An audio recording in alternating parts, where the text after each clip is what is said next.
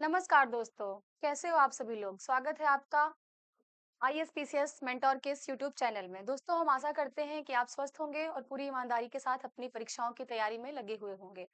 दोस्तों, इसी क्रम में आपकी तैयारी को आसान बनाने के क्रम में जो हमारे यूट्यूब चैनल के द्वारा क्रैश कोर्स स्टार्ट किया गया है, जिसमें मैं हिस्ट्री सब्जेक्ट पे डिस्कशन कर रही हूँ कि इतने कम टाइम में जितना भी आपका सिलेबस है, उसको फटाफट कैसे रिवीजन कर लिया जाए, जिससे आपके एग्जाम में आपको आसानी हो।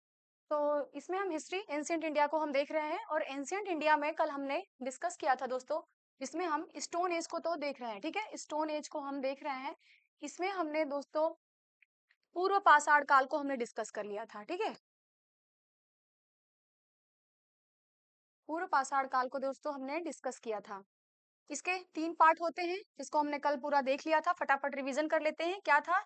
एक तो पूरा पाषाण काल था, निम्न पूरा पाषाण काल था, ध्यान रखिएगा, और एक मध्य पूरा पाषाण काल था, और एक जो है दोस्तों वो उच्च पूरा पाषाण काल था, ठीक है? कल हमने इन सभी चीजों के बारे में डिस्कस किया था।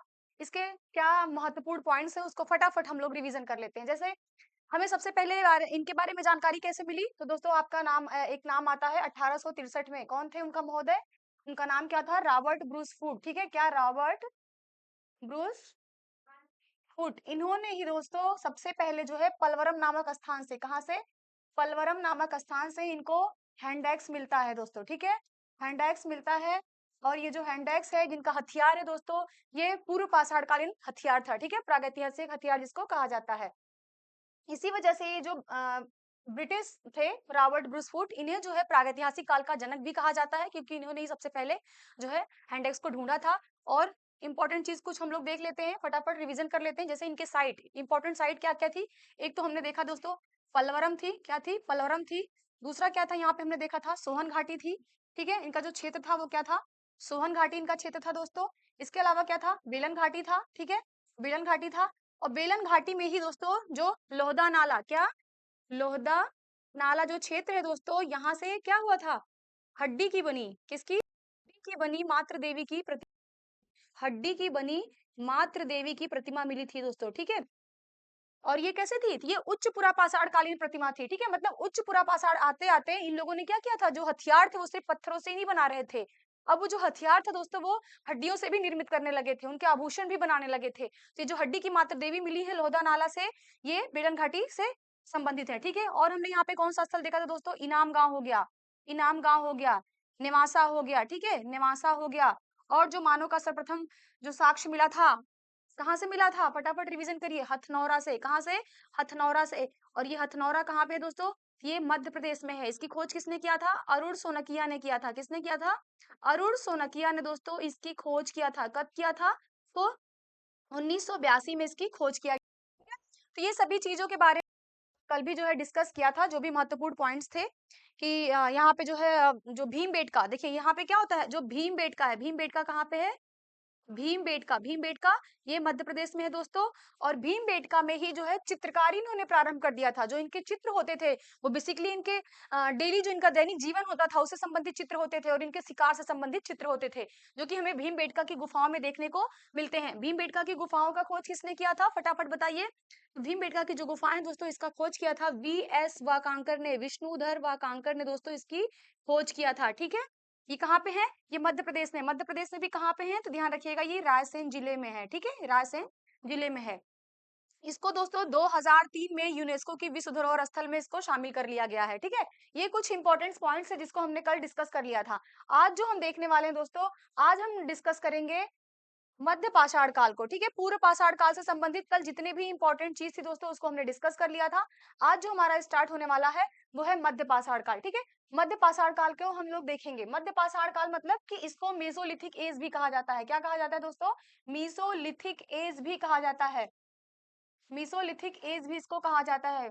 मतलब कि अब जो इनके हथियार हैं, क्योंकि हमने इनको डिवाइड ही किया है किसके आधार पे? तो जो भी इनके टूल्स हैं, जो भी इनके दोस्तों टूल्स हैं, जो इनके उपकरण हैं, जो इनके हथियार है जिससे ये शिकार करते थे, उसी के आधार पे हम इन कालों का जो है डिवीजन किए हुए हैं। तो यहाँ पे दोस्तों जो इनके टूल्स हैं, जो इनके हथियार बन रहे हैं, वो हथियारों की जो अब साइज है, जो उनका आकार है, क्या है? जो उसका आकार दोस्तों, वो आकार छोटा हो गया है, ठीक है? वो आकार, अब जो उनके हथियार है वो छोटा आकार है, मतलब वो फेंक करके भी अब क्या कर सकते हैं? शिकार कर सकते हैं। तो आपको ये ध्यान रखने वाली चीज है। अब उसमें थोड़ा-सा जो है छोटा हो गया है और वो पहले की अपेक्षा थोड़ा-सा दोस्तों जो है वो परिष्कृत फॉर्म में आ चुके हैं, ठीक है? कैसे हो चुके हैं? पहले तो हमने देखा एकदम बेढौल हथियारों का प्रयोग कर रहे थे, परंतु अब यहाँ के जो हथियार हैं दोस्तों, वो परिष्कृत फॉर्म में आ गए हैं और इनका जो जीवन यापन था, ठीक है? जीवन यापन ये कैसे कर रहे थे? इनका जो जीवन यापन था दोस्तों, इसपे हमने पहले देखा कि वो शिकार कर रहे थे और जो खाद्य वस्तुएँ थी उनका संग्रह कर रहे थे। तो ये दोनों चीज़ तो पहले से भी चली आ रही थी, शिकार, ध्यान रखिएगा। ये जो शिकार हो गया और जो खाद्य वस्तुओं का संग्रह हो गया दोस्तों, जो खाद्य वस्तुओं का संग्रह हो गया, ये दोनों चीज़ें दोस्तों पहले से भी चली आ रही थी, ठीक है? यहाँ पे एक महत्वपूर्ण चीज़ का जो है वो स्टार्ट कर देते हैं, एक महत्वपूर्ण कार्य स्टार्ट होता है इनका, वो ध्यान रखिएगा क्या है? पशुपालन। ये वेरी, वेरी इंपॉर्टेंट है, आपको ध्यान रखना है। पशुपालन का साक्ष्य हमें कब से मिलने लगता है दोस्तों? तो वो मध्य पाषाण काल से। अब यहाँ के लोग अपने जीवन यापन के लिए पशुओं का जो इम्पोर्टेंस है उसको समझ गए हैं। मतलब कि वो अब पशुओं को पालना स्टार्ट कर दिए हैं, ठीक है? कि मतलब ऐसा तो लिखा गया है कि जो पशुओं को पालते थे शायद वो दूध के लिए नहीं पालते थे क्योंकि उस समय उनको इतना दूध के बारे में जानकारी नहीं थी। शायद वो मांस वगैरह के लिए पशुओं को पालते रहे होंगे या फिर अपना काम आसान करने के लिए, जैसे कुछ बोझा ढोने के लिए, ऐसी चीज़ों के लिए भी मतलब वो पशुओं की जो उपयोगिता थी वो उनको समझ में आ गया था। इसलिए जो पशुपालन दोस्तों, वो मध्य पाषाण काल की एक सर्वप्रमुख घटना मानी जाती है, ठीक है? पशुपालन, ठीक है? अब आपके दिमाग में आ रहा होगा कि सबसे पहला कौन-सा पशु था जिसे पाला गया था, ठीक है? ये बहुत ही इम्पोर्टेंट है। सबसे पहले किस पशु को पालतू बनाया गया था? सबसे पहले किसे पालतू बनाया गया था, ठीक है? सबसे पहले जो है दोस्तों, किसे पालतू बनाया गया था? किसे पालतू बनाया गया था?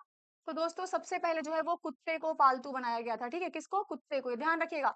कुत्ता ऐसा सर्वप्रथम पशु था जिसे पालतू बनाया गया था। अब हम यहाँ पे देख लेते हैं और भी कुछ इम्पोर्टेंट चीज़ें हैं इनकी मध्य पाषाण काल से संबंधित कि ये जो पशुपालन है दोस्तों, ये पशुपालन का साक्ष्य कहाँ से मिलता है? वेरी इंपॉर्टेंट चीज़ है, ध्यान रखिएगा। हमने जैसे आपसे पहले ही बताया टाइम बहुत कम है, फटाफट हम चीज़ों को रिवीजन करते हैं। हमने देखा यहाँ पे इनकी सबसे बड़ी विशेषता क्या हो गई? पशुपालन हो गई, ठीक है? पशुपालन हो गई। अब आपके दिमाग में आ रहा होगा कि ये पशुपालन का साक्ष्य हमें कहाँ से मिल रहा है, ठीक है? इसका प्रमाण हमें किन स्थलों से प्राप्त हो रहा है? ये बहुत ही इंपॉर्टेंट है दोस्तों। तो ध्यान रखिएगा जो पशुपालन का साक्ष्य मिल रहा है, वो मिल रहा है बागोर स्थल से। कहाँ से दोस्तों? बागोर स्थल से। ये बागोर स्थल कहाँ पे है? ये भी ध्यान रखिएगा, ये राजस्थान में है बागोर स्थल, ठीक है? दूसरा हमें इसका जो साक्ष्य मिल रहा है दोस्तों, वो मिल रहा है आदमगढ़ से। कहाँ से? आदमगढ़ से। ये आदमगढ़ कहाँ पे है दोस्तों? तो ये मध्य प्रदेश में है आदमगढ़, ठीक है? आदमगढ़ कहाँ पे है? मध्य प्रदेश में है। तीसरा जो हमें पशुपालन का साक्ष्य मिल रहा है, वो लोटेश्वर से मिल रहा है। कहाँ से मिल रहा है? लोटेश्वर से मिल रहा है और ये लोटेश्वर कहाँ है दोस्तों? तो लोटेश्वर जो है ये गुजरात में है, ठीक है? यहाँ यही 3 स्थल है जहाँ से हमें सर्वप्रथम पशुपालन के साक्ष्य प्राप्त होते हैं, ठीक है? बागोर जो कि राजस्थान में है, आदमगढ़ जो कि मध्य प्रदेश में है, लोटेश्वर जो कि गुजरात में है, ठीक है? तो ये ध्यान रखिएगा, ये कुछ इंपॉर्टेंट चीजें थी। अगर आपको पता है तो बहुत अच्छी बात, अगर नहीं पता है तो आप इसको जो है इसका स्क्रीनशॉट भी ले सकते हैं। और देखिए कैसे जो है जो मध्य पाषाण काल है, कैसे उसको दोस्तों मतलब उसकी खोज किसने किया था या सर्वप्रथम उसके जो हथियार थे, जो मध्य पाषाण काल के दोस्तों जो टूल्स थे, इनकी सर्वप्रथम खोज किसने किया था? सर्वप्रथम खोज किसने किया था? ठीक है, ये ध्यान रखिएगा, जिसकी सर्वप्रथम खोज किया था वो कार्लाइल ने किया था। किसने किया था? कार्लाइल ने किया था। कार्लाइल ने किया था दोस्तों, ठीक है? कार्लाइल को ही सबसे पहले मध्य पाषाण काल से संबंधित उपकरण प्राप्त होते हैं। कब प्राप्त होते हैं दोस्तों? तो ये 1867 में प्राप्त होते हैं, ठीक है? कहाँ से प्राप्त होते हैं? तो ये विंध्य क्षेत्र की पहाड़ियों से प्राप्त होते हैं। कहाँ से? विंध्य क्षेत्र की पहाड़ियों से प्राप्त होते हैं, तो ये ध्यान रखिएगा। इसीलिए जो है, जैसे हमने अभी पूर्व पाषाण काल को देखा था कि उसमें जो है रॉबर्ट ब्रूस फूट थे जिन्हें सबसे पहले उपकरण मिला, फिर उन्होंने उस उपकरण को देखा कि ये जो है पूर्व पाषाण काल से सॉरी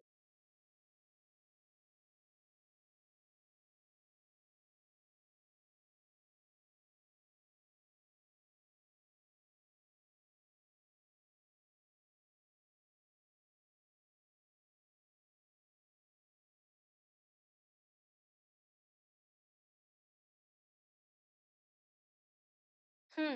तो दोस्तों यहाँ पे हमने देखा कि जो मध्य पाषाण काल है, इसके जो सर्वप्रथम खोज हुई है या इसके जो उपकरण मिले सबसे पहले, वो कार्लाइल महोदय को मिलते हैं और कहाँ से मिलते हैं दोस्तों? तो ये विंध्य की पहाड़ियों से मिलते हैं, ठीक है? कब मिलते हैं? ये 1867 में मिलते हैं, तो ये कुछ इंपॉर्टेंट चीज़ था। अब दूसरी चीज़ ये है दोस्तों कि जो मध्य पाषाण काल के लोग थे, पहले हमने देखा कि पूर्व पाषाण काल में वहां पे क्या था कि उनको मानव का एक जो है खोपड़ी मिली थी, जो कि हमने देखा हथनौरा में, नर्मदा घाटी क्षेत्र हथनौरा में था। यहाँ पे क्या है दोस्तों कि मध्य पाषाण काल में हमें जो है बहुत सारे मानव अस्थिपंजर देखने को मिलते हैं, ठीक है? क्या देखने को मिलते हैं, ध्यान रखिएगा, यहाँ पे हमें बहुत सारे जो है वो मानव अस्थिपंजर देखने को मिलते हैं। अब आपके दिमाग में आ रहा होगा कि ये मानव की जो अस्थिपंजर है ये हमें कहाँ से मिले हैं, ठीक है? इसका साक्ष्य हमें कहाँ से मिला है, ये इंपॉर्टेंट है दोस्तों, और यही आपके स्थल भी हैं जो मध्य पाषाण काल से संबंधित है। तो इसको हम लोग फटाफट देख लेते हैं, ठीक है? तो देखिए, ध्यान रखिएगा, इसका साक्ष्य सब सर्वप्रथम मिलता है जैसे सराय नाहर राय से, सराय नाहर राय से इसका दोस्तों प्रमाण मिलता है। और कहाँ से मिलता है, दमदमा से मिलता है, दमदमा से मिलता है, महदहा से मिलता है, महदहा से मिलता है, सराय नाहर राय, दमदमा, महथमा, और इसके अलावा दोस्तों चौपानी मांडो, ठीक है? क्या है, चौपानी मांडो। अब आप ये सोच रहे होंगे कि ये स्थल कहाँ पे है, ठीक है? दोस्तों ये सभी स्थल जो हैं ये उत्तर प्रदेश में अवस्थित है, ठीक है? उत्तर प्रदेश में अवस्थित है। अब सराय नाहर राय, देखिए जो सराय नाहर राय है ये कहाँ पे है, ये प्रतापगढ़ जिले में है। कहाँ पे है ये उत्तर प्रदेश के प्रतापगढ़ जिले में है। आप लोग यूपी का एग्जाम देने जा रहे हैं, इसलिए आपको ध्यान रखना है। सराय नाहर राय कहाँ पे है, ये उत्तर प्रदेश के प्रतापगढ़ जिले में है दोस्तों। इसकी खोज किसने किया था, इसकी खोज किसने किया था दोस्तों, इसकी खोज किसने किया था, ओझा, एस के ओझा ने दोस्तों इसकी खोज किया था। यहाँ से हमें किन चीजों की प्राप्ति होती है, चलिए हम एक नेक्स्ट पेज पे ही देख लेते हैं, ठीक है? पूरा क्लियरली नेक्स्ट पेज पे ही हम लोग देख लेते हैं, आपके लिए भी आसान होगा, फिर हम फटाफट देख लेंगे। देखिए यहाँ पे है सराय नाहर राय, क्या है, सराय नाहर राय, ये सभी जो है, ये जो स्थल है दोस्तों सराय नाहर राय, ये कहाँ पे है, ये उत्तर प्रदेश में है, ठीक है? उत्तर प्रदेश में भी कहाँ पे है दोस्तों, तभी हमने देखा ये प्रतापगढ़ जिले में है। कहाँ पे, प्रतापगढ़ जिले में ये स्थल जो है वो अवस्थित है। इसकी खोज किसने किया था, इसकी खोज किसने किया था, इसकी जो खोज किया था दोस्तों वो केसी ओझा ने किया था। किसने किया था, केसी ओझा ने इसकी खोज किया था, ठीक है? यहाँ से हमें किन चीजों की जानकारी मिलती है, हमें ये इंपॉर्टेंट है, ठीक है? ये चीजें ध्यान रखना है। तो ध्यान रखिएगा दोस्तों, यहाँ से 14 शवाधान मिले थे। क्या मिले थे, 14 शवाधान मिले थे। इसके अलावा यहाँ से दोस्तों हमें गर्त चूल्हे का साक्ष्य मिलता है, मतलब अब वो आग तो खोज हो ही चुकी है, अब यहाँ पे गर्त चूल्हे मिले हैं, उस चूल्हे में कुछ जली हुई हड्डियां भी मिली है। दैट मीन्स कि वो अब जो पशुओं का शिकार करते थे उनको अब ये भून करके या जला करके उसको खाना भी ये सीख गए थे, ठीक है? तो यहाँ से गर्त चूल्हे का प्रमाण मिलता है। इसके अलावा दोस्तों एक इंपॉर्टेंट चीज ये है कि यहाँ से एक समाधि मिली है, ठीक है? एक समाधि ऐसी मिली है जिसमें एक साथ 4 लोगों को दफनाया गया है, ठीक है? एक साथ दोस्तों 4 लोगों को दफनाया गया है, ठीक है? एक साथ 4 लोगों को दफनाया गया है। कहाँ पे, सराय नाहर राय में, ठीक है? और यहाँ से एक ऐसी भी समाधि मिली है दोस्तों कि जैसे मतलब एक ही पंक्ति में, आपसे पूछे एक ही पंक्ति में, ध्यान रखिएगा, एक ही पंक्ति में 3 समाधि का भी साक्ष्य यहीं से प्राप्त होता है। एक ही पंक्ति में 3 समाधि का साक्ष्य, ठीक है? 3 समाधि का साक्ष्य कहाँ से प्राप्त होता है दोस्तों, तो ये सराय नाहर राय से हमें प्राप्त होता है। और ये स्थल कहाँ पे है दोस्तों, ये जो है उत्तर प्रदेश के प्रतापगढ़ जिले में अवस्थित है, ठीक है?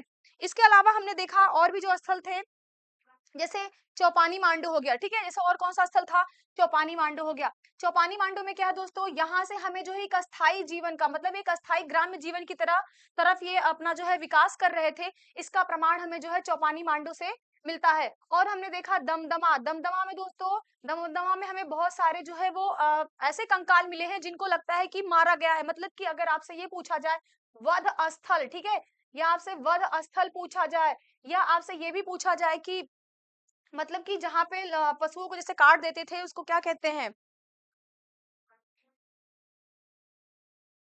बूचड़ खाना, ठीक है? मेरे दिमाग से उतर गया था, उसको बूचड़ खाना कहते हैं दोस्तों, बूचड़ खाना। इन सभी का साक्ष्य कहाँ से मिला है, कि ध्यान रखिएगा दमदमा से मिला है, ठीक है? महदहा हो गया, महदहा हो गया, और इसके अलावा हमने चौपानी मांडो, सराय नाहर, दमदमा, महदमा, ये सभी स्थल जो है दोस्तों, यहाँ से हमें जो है भारी मात्रा में समाधियां मिली है, कहीं पे युगल समाधियां मिली है, कहीं एक साथ 3 लोगों को दफनाया गया है। तो जैसे जैसे आगे क्लासेस अभी स्टार्ट होंगी उसमें हम देखते जाएंगे। तो चलिए अब हम यहाँ पे थोड़ा सा मोटा मोटी चीजों को देख लिए हैं, अब हम देखते हैं मध्य पाषाण काल के बारे में, ठीक है? कि जो आपकी पीपीटी में दिया हुआ है आपके क्लास नोट्स में। देखिए मध्य पाषाण काल, मध्य पाषाण काल को हमने देखा, ये मध्य पाषाण काल की जो संस्कृति का समय माना जाता है दोस्तों, वो 9000 ईसा पूर्व से 4000 ईसा पूर्व तक माना जाता है, ठीक है? इसका टाइम पीरियड क्या है, तो ध्यान रखिएगा 9000 ईसा पूर्व से लेकर के 4000 ईसा पूर्व तक इसका टाइम पीरियड माना जाता है। और पूरा पाषाण काल और नवपाषाण युग के बीच का ये संक्रमण काल है, ठीक है। संक्रमण काल इसलिए कहते हैं दोस्तों क्योंकि देखिए ये जो मध्य पाषाण काल है ना, ये जो मध्य पाषाण काल है, इस काल की और नवपाषाण काल की, ठीक है, नवपाषाण काल की, इन दोनों ही काल का डेवलपमेंट एक साथ धीरे-धीरे हो रहा था, ठीक है। थोड़ा-सा कोई आगे था, थोड़ा-सा कोई पीछे था। मतलब बहुत सारी ऐसी विशेषताएं मध्य पाषाण काल की हैं जो नवपाषाण काल से भी संबंधित है और बहुत सारी जो विशेषताएं हैं वो पूर्व पाषाण काल से भी संबंधित है। तो इसी वजह से मध्य पाषाण काल को संक्रमण का काल कहा जाता है, ठीक है। देखिए मध्य पाषाण काल को क्या कहा जाता है, तो संक्रमण का काल कहा जाता है। भारत में मध्य पाषाण काल के संदर्भ में सर्वप्रथम जानकारी कहाँ से मिली थी? देखिए अभी सबसे पहले स्टार्टिंग में मैंने आपको बताया आर्कीबॉल्ड कार्लाइल ने, ठीक है, किसने? आर्कीबॉल्ड कार्लाइल ने दोस्तों, आर्कीबॉल्ड कार्लाइल ने जो है 1867 ईस्वी में जो है इसकी खोज किया था। क्यों? क्योंकि इनको ही जो है विंध्य क्षेत्र में क्या हुआ था, इनके हथियारों का जो उनके टूल्स थे, जो उनके हथियार थे, उपकरण थे, उनकी जानकारी हुई थी, वो उनको साक्ष्य मिला था और इनको वहां से जो है शैल चित्रों का भी प्रमाण मिला था, ठीक है। तो मध्य पाषाण काल के उपकरणों की खोज सर्वप्रथम किस क्षेत्र से की गई थी? तो ये विंध्य क्षेत्र के शैल चित्रों से की गई थी। किसने किया था? आर्कीबॉल्ड कार्लाइल ने किया था, ठीक है, ये ध्यान रखिएगा। मध्य पाषाण काल के उपकरण बहुत ही छोटे होते थे जिन्हें क्या कहा जाता था, तो छोटे होने के ही कारण दोस्तों उनको माइक्रोलिथ उपकरण कहा जाता था, ठीक है। चलिए नेक्स्ट हम लोग देखते हैं इसमें। नेक्स्ट है मध्य पाषाण काल में, मध्य पाषाण काल के उपकरणों का जो निर्माण होता था वो किन पत्थरों के होता था, ठीक है, कौन से पत्थरों का प्रयोग करके हुआ है। इसके पहले भी हमने देखा उनका मटेरियल क्या था, क्या उनकी सामग्री होती थी। तो यहाँ पे दोस्तों जैस्पर पत्थरों का उपयोग हो रहा है, कल्सडेनी का हो रहा है, चर्ट फ्लिंट का हो रहा है, क्वार्टजाइट पत्थरों का उपयोग करके उनके हथियार बनाए जा रहे हैं। अब जो इनके हथियार बनाए जा रहे हैं वो अपेक्षाकृत परिष्कृत बनाए जा रहे हैं, सुंदर सुडौल बनाए जा रहे हैं। उनका आकार जो है वो छोटा हो सकता है, वो फेंक करके दूर की भी चीजों को क्या कर सकते हैं, शिकार कर सकते हैं। देखिए नेक्स्ट है इसमें कि मध्य पाषाण काल के उपकरणों का आकार संरचना कैसी थी। तो देखिए चंद्राकार, मतलब हमें कई तरीके के कई आकार के मिले हैं, चंद्राकार आकार के उपकरण मिले हैं, अर्ध चंद्राकार के मिले हैं, जो त्रिभुजामुखी मिले हैं, ठीक है। तो हमें कई तरीके के जो है आकार में इनके उपकरण जो है देखने को मिलते हैं मध्य पाषाण काल के लोगों का। नेक्स्ट है इसमें कि मध्य पाषाण काल से संबंधित और भी जो कुछ तथ्य हैं उन्हें देख लेते हैं। मध्य का पाषाण काल में पशुपालन के प्राचीनतम साक्ष्य कहाँ से प्राप्त हुए हैं? तो अभी हमने जस्ट पीछे डिस्कस किया, कहाँ से? आदमगढ़ से। ये आदमगढ़ कहाँ पे है? देखिए ये आदमगढ़ जो है वो होशंगाबाद में है, ठीक है, होशंगाबाद जिले में मध्य प्रदेश में ये है, ठीक है, आदमगढ़। बागोर कहाँ पे है? बागोर से भी पशुपालन का साक्ष्य मिला है। बागोर कहाँ पे है? तो ये देखिए भीलवाड़ा राजस्थान में है, ठीक है, बागोर जो है वो भीलवाड़ा राजस्थान में, यहाँ से हमें बहुत सारे जानवरों का साक्ष्य मिलता है। जैसे ये सुअर पालते थे, भेड़ पालते थे, ठीक है, जो भी जानवर पालते थे इनका हमें साक्ष्य जो है वो मिला हुआ है। नेक्स्ट है इसमें पॉइंट कि मध्य पाषाण काल में मानव के अस्थि पंजर का सबसे पहला अवशेष, ठीक है, अस्थि पंजर का ध्यान रखिएगा, अस्थि पंजर का जो सबसे पहला अवशेष प्राप्त हुआ है वो सराय नाहरराव महदहा प्रतापगढ़ उत्तर प्रदेश से हुआ है, ठीक है।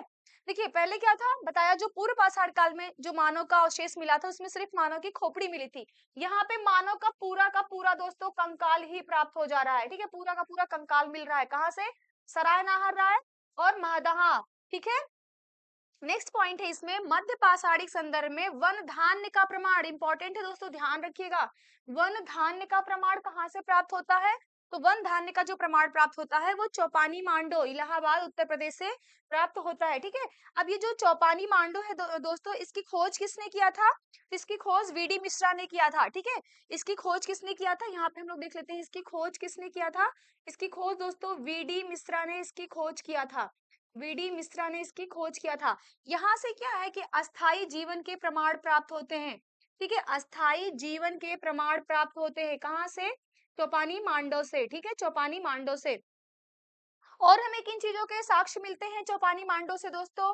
तो ध्यान रखिएगा, हम मतलब कैसे किस बेस पे हमने बोला कि हम अस्थाई जीवन का प्रमाण प्राप्त होता है, क्योंकि यहाँ से चूल्हे का साक्ष्य मिला है, ठीक है, चूल्हा मिला है दोस्तों, चूल्हा जिसपे खाना बनाया जाता है वो चूल्हा मिला है, कहाँ से? चौपानी मांडो से, ठीक है, क्या मिला है? चूल्हा मिला है। इसके अलावा दोस्तों क्या मिला है? मूसल मिला है, मूसल मिला है जिसमें क्या है कि चीजों को जो है कूटा जाता है। सिलबट्टे का साक्ष्य मिला है, मूसल का मिला है दोस्तों, सिलबट्टे का मिला है। ये सभी जो साक्ष्य मिले हैं वो चौपानी मांडो से मिले हैं। इससे ये पता चलता है कि जो चौपानी मांडो की बस्तियां थी वो एक अस्थाई जीवन की तरफ अग्रसरित हो चुकी थी, ठीक है। नेक्स्ट इसमें है कि भारत के किस शिलालेख के से सर्वाधिक चित्र प्राप्त हुए हैं? तो कहाँ से सर्वाधिक चित्र प्राप्त हुए हैं दोस्तों? तो ये है भीमबेटका से, ठीक है। भीमबेटका मध्य प्रदेश में, यहाँ से सर्वाधिक चित्र प्राप्त हुए हैं, ठीक है। अभी हमने पीछे ही डिस्कस किया, ये कहाँ पे है? ये मध्य प्रदेश में भोपाल के पास रायसेन जिले में अवस्थित है, ठीक है। रायसेन जिले में है। इसकी खोज किसने किया है? तो विष्णुधर वाकांकड़ ने, विष्णुधर वाकांकड़ ने दोस्तों इसकी खोज किया है, ठीक है। यहाँ के जो भीमबेटका जो मध्य प्रदेश में अवस्थित है, यहाँ से हमें जो है चित्रकारी प्राप्त होती है उस टाइम की। और वो कैसे चित्र है?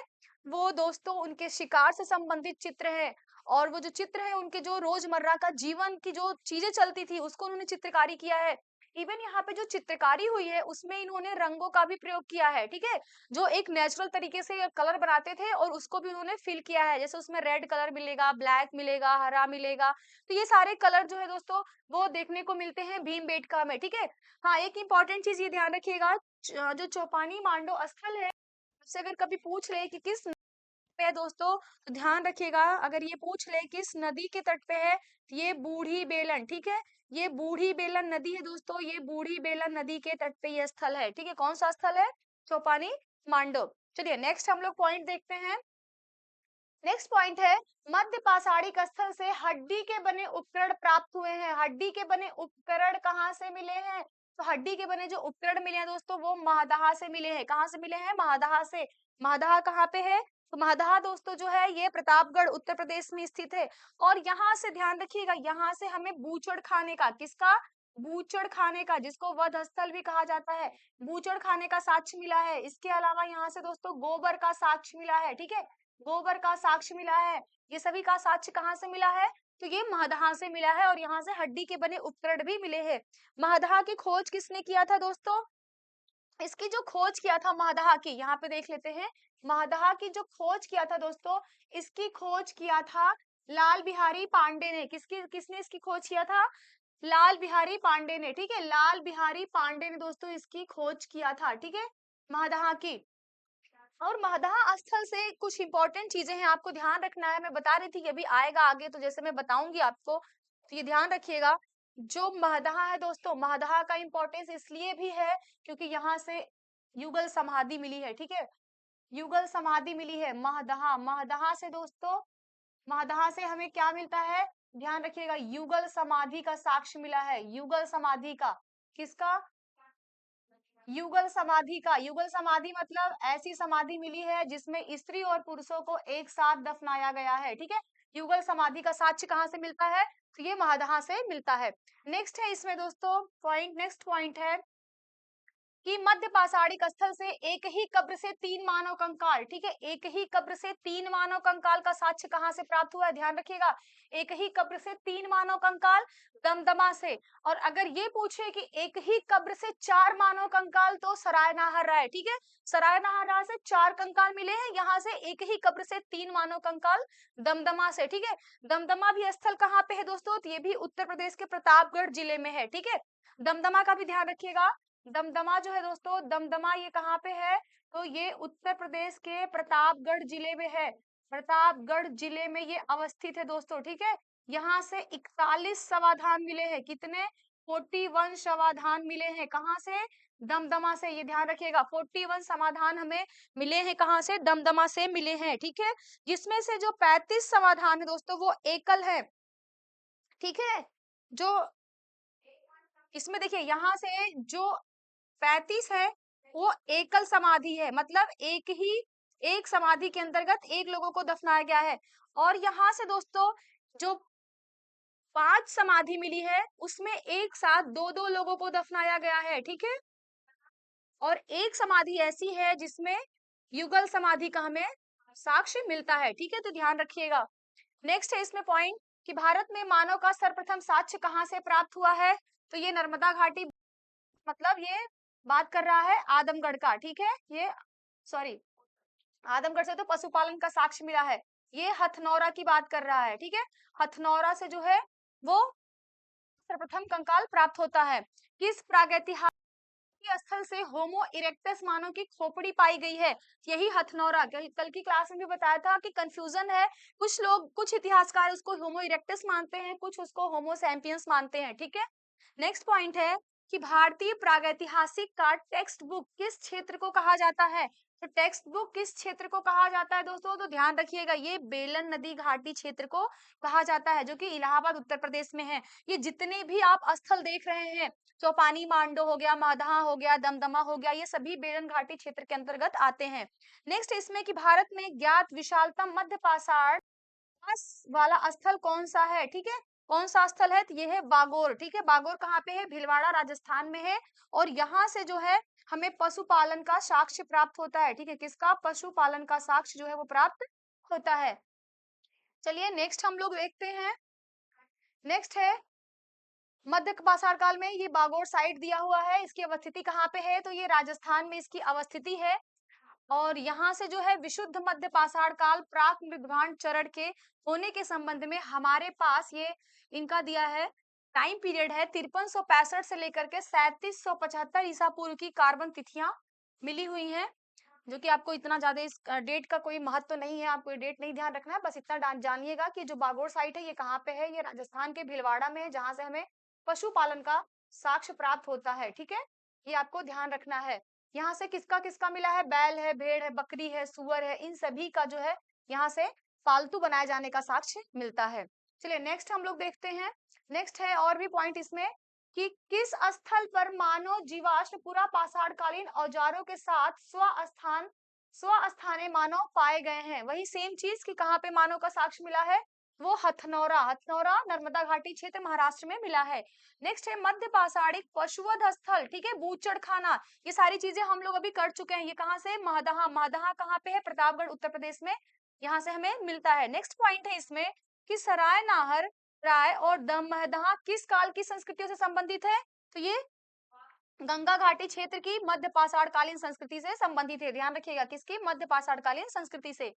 प्राचीनतम कलाकृतियों का प्रमाण किस काल से संबंधित है, जो प्राचीनतम कलाकृतियां मिलती हैं दोस्तों वो उच्च पुरा पाषाण काल से और मध्य पाषाण काल से मिलने लगती हैं। उच्च पुरा पाषाण काल में हमने देखा था जो हड्डी से निर्मित मातृ देवी की प्रतिमा मिली थी बेलन घाटी लोधा नाला से, और मध्य पाषाण काल में जो है हमने देखा अभी कि महदहा से इनको जो है आभूषणों का साक्ष्य मिलने लगा है, वहां पे जिनके हड्डी से बने हुए कुंडल वगैरह मिले हुए हैं, ठीक है। नेक्स्ट है इसमें पॉइंट कि मध्य पाषाण कालीन गुफा चित्रकारी में किस प्रकार की कला प्रदर्शित की गई थी, तो जो चित्रकारी हुई थी उसमें उनके जो आखेट वो शिकार करते थे, जो वो नृत्य करते थे और जो ये युद्ध करते थे, इससे संबंधित वो क्या किए हैं, चित्रकारी किए हुए हैं। और इसका प्रमाण हमें कहाँ से मिलता है, तो ये भीमबेटका से, ठीक है। कहाँ पे, भीमबेटका, जो कि मध्य प्रदेश के रायसेन जिले में है।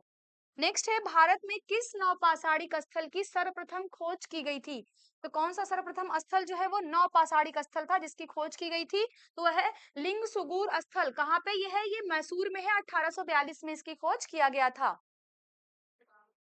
चलिए नेक्स्ट पॉइंट देख लेते हैं।